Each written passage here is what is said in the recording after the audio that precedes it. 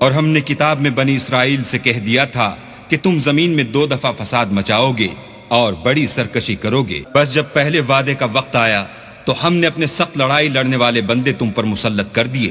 اور وہ شہروں کے اندر پھیل گئے، اور وہ وعدہ پورا ہو کر رہا۔ پھر ہم نے دوسری بار تم کو ان پر غلبہ دیا، اور مال اور بیٹوں سے تمہاری مدد کی، اور تم کو جماعت کثیر بنا دیا۔ اگر تم نیکوکاری کرو گے تو اپنی جانوں کے لیے کرو گے، اور اگر اعمال بد کرو گے تو ان کا وبال بھی تمہاری جانوں پر ہوگا۔ پھر جب دوسرے وعدے کا وقت آیا تو ہم نے پھر اپنے بندے بھیجے تاکہ تمہارے چہروں کو بگاڑ دیں، اور جس طرح پہلی دفعہ مسجد بیت المقدس میں داخل ہو گئے تھے اسی طرح پھر اس میں داخل ہو جائیں، اور جس چیز پر غلبہ پائیں اسے تباہ کر دیں۔ امید ہے کہ تمہارا پروردگار تم پر رحم کرے، اور اگر تم پھر وہی حرکتیں کرو گے تو ہم بھی وہی پہلا سلوک کریں گے، اور ہم نے جہنم کو کافروں کے لیے قید خانہ بنا رکھا ہے۔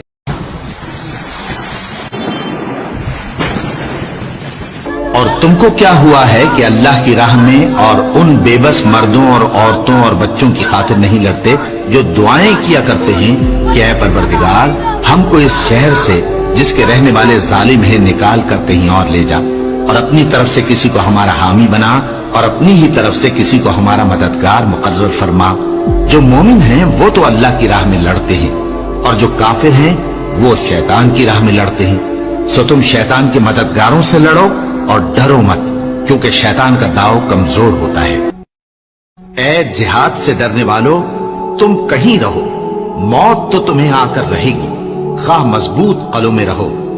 اور ان لوگوں کو اگر کوئی فائدہ پہنچتا ہے تو کہتے ہیں یہ اللہ کی طرف سے ہے، اور اگر کوئی مصیبت پہنچتی ہے تو اے پیغمبر تم سے کہتے ہیں کہ یہ آپ کی وجہ سے ہمیں پہنچی ہے۔ کہہ دو کہ رنج و راحت سب اللہ ہی کی طرف سے ہے۔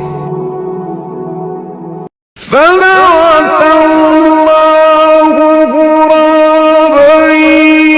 يبحث في الأرض ليريه كيف يواري سوءة أخيه قال يا